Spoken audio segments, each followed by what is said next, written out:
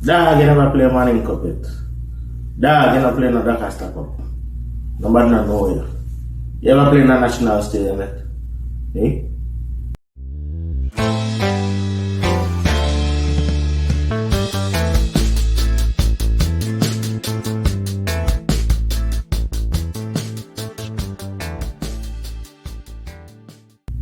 Echoes you hear from South Florida Park any given Saturday or Sunday, or even during the week, wherever us Jamaicans gather to play football or soccer. Hello viewers and subscribers, welcome to another show. This is your boy Sports is Greg, and I'm here to discuss are Jamaican footballers hungry enough for success? Now, I'm gonna start off with saying this. I've had the discussion a few times with fellow football enthusiasts, Jamaican football fans, and the excuse that I've gotten a lot of the times is we don't have the proper infrastructure. Players would probably want to train sometimes, but because of their geographical location, it's not safe to them to do so. I mean, safe for them to do so. A whole bunch of excuses. Yes, they might be valid, but listen, once there's a will, there's a way. If you look at sports in North America, especially in the USA here, a lot of the great sports stars in the USA are from backgrounds that you don't even want to walk those streets in the middle of the day. You feel me? Someone like Michael Vick and Allen Iverson, they're from pretty close communities in Virginia. Dwayne Wade is from Chicago. A lot of great basketball players from some tough neighborhoods in New York City. Football players from down in Miami. American football players from down in Miami, from some tough neighborhoods. And they all had a dream and told themselves that, look, this is my way out. This is how I'm going to make it. So what I'm going to do, even when everybody else is taking a break, when everyone else is sleeping, when everyone else is relaxing, I'm going to be out there working. I'm going to be out there putting in the work, because if there's 2 million players in this league, I'm gonna become 2,000,001, or I'm gonna take somebody's spot and be in that 2 million. You walk around parks here in South Florida sometimes, and you go to a basketball court, and you might see one kid out there shooting the ball by himself, practicing his shot. He gotta go fetch it, come back, and shoot. Or you go to a soccer park, and the same thing, you might find one or two.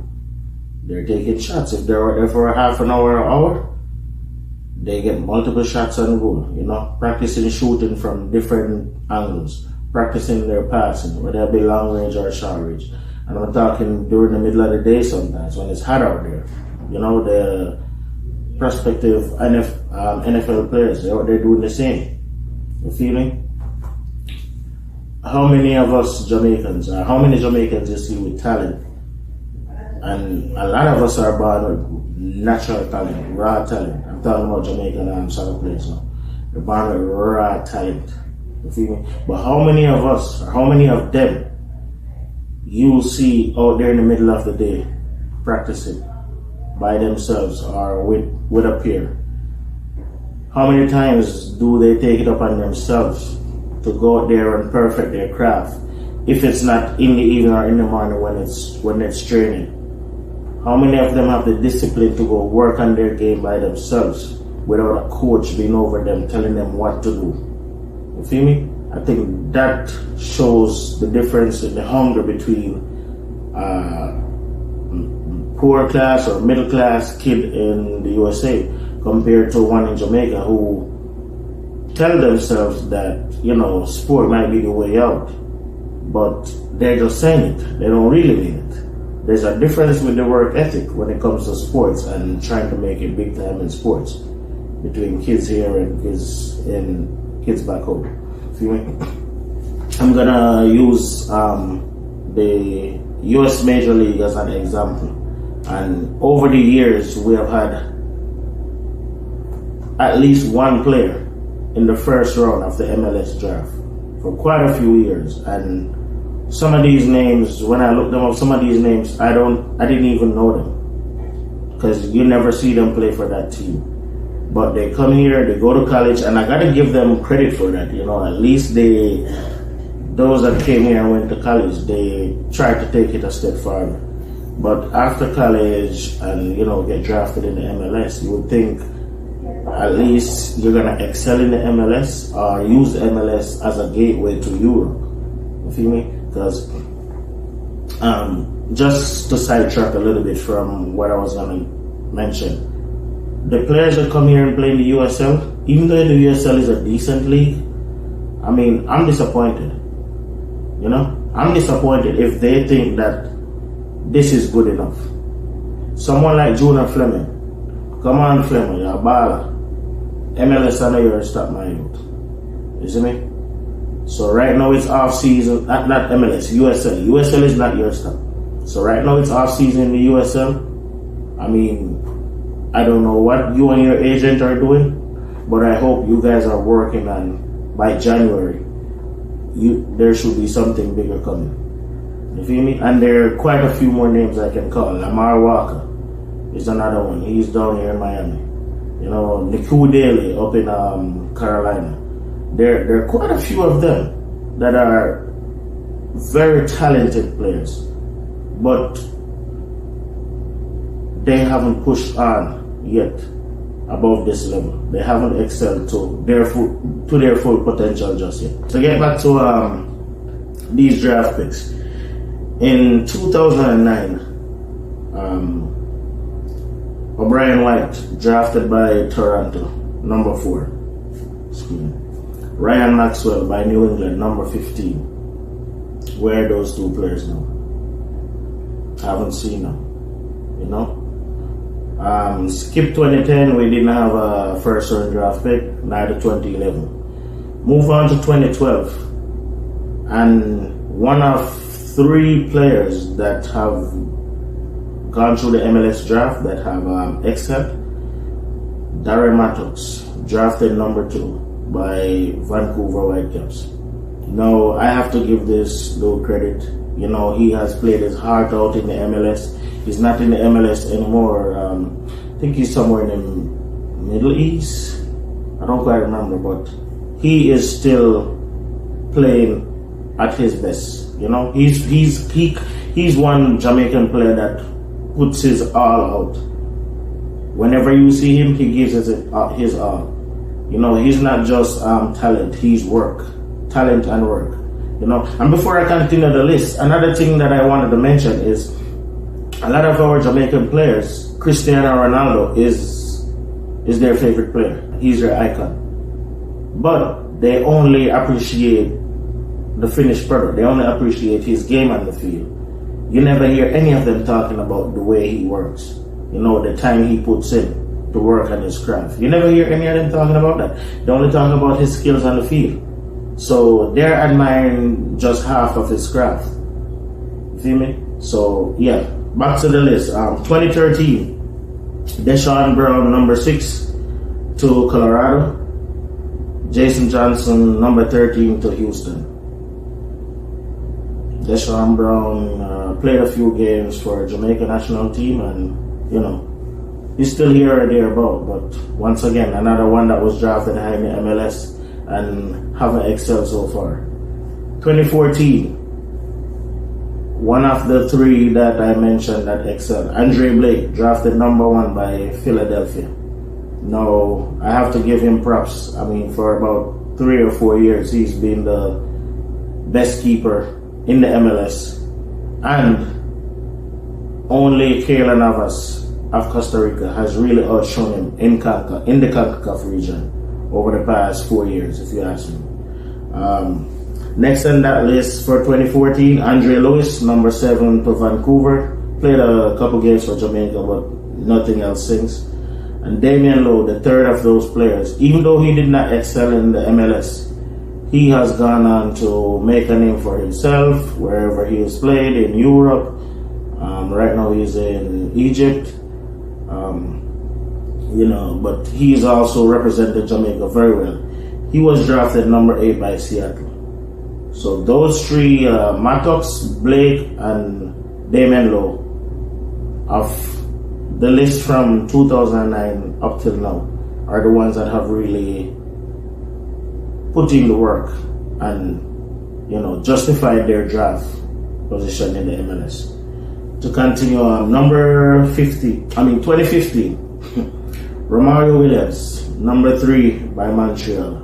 I had high hopes for him, very high hopes for him, especially when he went to Atlanta, because I like that Atlanta team, and I was like, yes, he's gone into a good system, and I think Tata Martino was a coach then. I was like, yes, things are gonna work out. Yeah, he's gonna turn into a really good striker, but it hasn't thus far. Hopefully, it can still work out for him. Age is not his best friend right now, but it's never too late. Also, Sergio Campbell was drafted number 19 to Columbus. Haven't heard anything from him either. 2016, Omar Holness. He was drafted number 5 by Real Salt Lake. And to his credit, he's now in England. It's in the National League, which is way down, lower than the 3rd division. But at least he is still trying. But to be drafted number 5 by Salt Lake and then just bounce around the USL, is to me not good enough. 2019, and he was drafted in the 2nd round, but because I'm only mentioning 1st round draft picks, but I have to give him special mention because he was drafted to a really good team. Was a starter for a pretty good time, was in the Jamaica setup, but then just fell off. Peter Lee Vassell. He was drafted in the 2nd round by LAFC, but I'm still hoping it turns around for Peter Lee, because he's not the oldest, because us Jamaicans tend to make a mistake and call players 21, 22 years old young. In Europe, that's not young again. And I continue to use Europe because, Europe is where you aspire to be as a footballer. Europe is where you aspire to play your club football, I should say. As a footballer from anywhere in the world. That's the benchmark that you set yourself, somewhere in Europe. So, for us to continue calling 21s and 22 years old in Jamaica young, even 20 years old, young, is not doing them any justice, because it just made them think that, okay, I still have a lot of time, I still have time. No. 17 years old are signing professional contracts. 19 years old winning World Cup.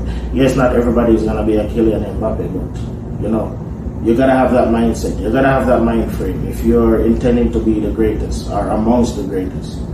Feel me? So, Peter Lee Vassell, still some time on his hands, but gotta get on it, bro. You're already talented, got ton loads of skill, but that work rate gotta come into play. 2020, we drafted Joy Desert, with an asterisk beside his name, because he's not Jamaican born, and I'm really talking about Jamaican born players right now, but he has represented Jamaica at the under 20s already, so that's why I still mention him in this. But he was drafted in the 2nd round as well. That was the only Jamaican drafted in the first 2 rounds in 2020. Then in 2021, early this year, there's another US born player. He was born in Georgia. Justin McMaster. He got drafted 17 by Minnesota. He played under 17, I think under 15s and under 17s for Jamaica. So even though he wasn't born in Jamaica either, he has represented us at youth level, and he was drafted pretty highly. And then Javane Brown, who has played right back a few times for us. Most of who have watched Jamaica recently should know him. I think he played in number 4. I don't remember, but he's a big kid that plays right back. Came on in a few games and played right back. He was drafted number 23 by Vancouver. So those were the players that were drafted in the high rounds from 2009 up until now in the MLS. And out of those, only those 3 that I mentioned have really gone on and done something. Andre Blake, Darren Mattox, and Damian Lowe. Now, even though I mentioned the MLS, there are players that have still put in work and, market themselves, push themselves, try and ply their trade in some countries that a lot of us didn't even know that Jamaicans, ventured in those areas. Like Sean Fraser, for instance. I use him as an example because he was a part of that under-17, under-20 setup with when Simoes was in Jamaica, that they qualified for the World Cups. And out of that batch, I think only Omar Daly really excelled and achieved much out of football. But Sean Fraser, even though he didn't play at a high level, this is a dude that traveled a lot for football to try to make it. He played in Brazil, he played in Puerto Rico, he played in El Salvador, he played in Trinidad and Tobago, he played in Vietnam, he played in Thailand, he played in Mexico. So somebody like Sean Fraser can also be an example of the hard work put in, that dedication, trying to get that breakthrough, not just settling where you're at and thinking, okay, this is it. Because like I said before, I think that's what a lot of our USL players are doing correctly. A lot of them, it's in America, they get to play a league that pays a little bit higher than the Jamaican Premier League pays. They can maintain half of that, and that's good enough for them. It shouldn't be. Like I said before, Jamaican born players that picked up football, all of them are talented. All of them are naturally talented, gifted players, and they should continue to push themselves. If you look at someone like Shamar Nicholson right now, who's playing in Belgium, Sporting Charleroi, or however you pronounce the last part of that club's name, he wasn't the skillest player, as us Jamaicans like to say, of his peers or in his batch, but he wanted it more. He put out the hard work. Apart from Leon Bailey right now and Sterling, because we have to put Sterling there when we talk about Jamaican born players, even though he does not play for Jamaica. Oh, by the way, congrats to Sterling. He achieved 100 Premier League goals yesterday. He's just the 18th player in the history of the Premier League to score 100 goals and get 50 assists. So big up to Rai, from out Marvally. Show that Jamaican born players can achieve things, can do the bits, as they say. But yeah, apart from Sterling and Leon Bailey right now, in Europe, Shamar Nicholson is the player that I would give credit as next in line to achieve stardom. And like I said, he wasn't as talented as a lot of his peers who are either back in Jamaica or there are quite a few more that's in Europe, like Norman Campbell, Hakeem Pryce. They're playing their trades, but Shamar Nicholson is the one that's really standing out right now. And to go back to Leon Bailey, he didn't actually play much high school football in Jamaica. I have to give credit to Butler for spotting him at an early age and seeing the talent and deciding to work with him. I don't always agree with a lot of stuff that Butler does or say, but no one is perfect, and you're not gonna agree with everyone, not even your partner. You're not gonna agree with everyone all the time. Not even your partner you're not gonna agree with all the time. So, you know, I gotta give credit where credit is due. Craig Butler did an awesome job with Leon Bailey, and he's continued to do a great job with the young minds that he's molding to become professional players these days. So credits to him where that is concerned. But back to Boza, you know, he took a different route. He was in Slovenia, you know, which is another thing that I always talk about with our Jamaican players. A lot of them tend to just come to the USA because it's easier, you know, the culture is easier to adapt to, or you can always find Jamaican communities around, you know, the language is English, they all speak it, so it's easy. They don't want to take the hard route to success. You know, here is Boza go to Slovenia where the only person that he know of there that was Jamaican was Merlin Atty. You know, he went to probably 70 degrees Fahrenheit in difference between Jamaica and Slovenia. You know, but he took a chance. He went there. It was hard for him at first, but he started to excel, and here he is now in Belgium, and there are rumors that he might be making a move to either Germany or England pretty soon. So I have to give him the credit for his hard work and dedication that he put in. You know, another Jamaican that did the same, pretty much the same thing was Ricardo Fuller when he played.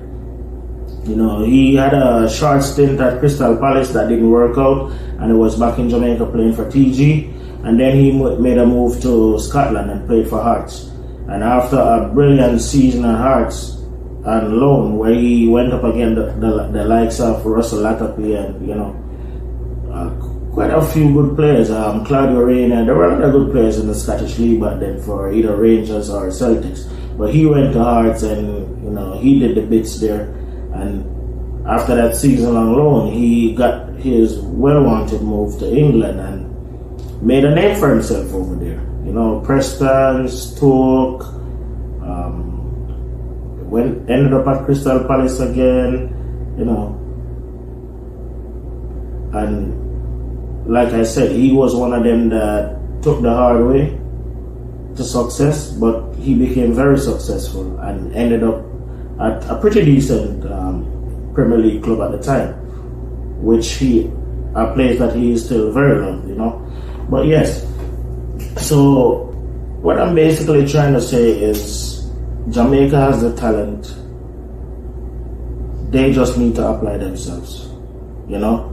Without application, when you look at the other sports that we have excelled at over the years, track and field and cricket, the athletes that have become world stars, that have become dominant world stars, did apply themselves. You know, Usain Bolt, Sheldon Fraser, Chris Gayle, just to name a few. All the athletes in the other sporting disciplines that have excelled and become world stars, world beaters, did put in the work. They did not just go in half-half. So, though some of these excuses might be valid, they're just excuses. That's what I see them as right now. Until they start putting in that work and then it doesn't happen, you know, then if you try and you fail, to me that's better than not trying at all, you know. I mean, so to the Jamaican players, man, the young players coming up, I know a lot of you might think that, you know, there are not a lot of role models around, but just look at Leon Bailey, look at Raheem Sterling, look at Shamar Nicholson, you know. You guys have the privilege of watching football 24/7 these days, you know. You get to see your favorite player, your idols. Take something from them, the hard work that they put in to get to where they're at. Alright? Viewers, continue to like, share, and subscribe to my channel. Please leave your comments in the comment section.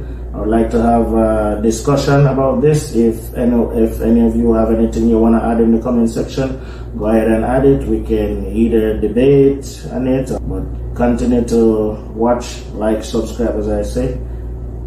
Peace.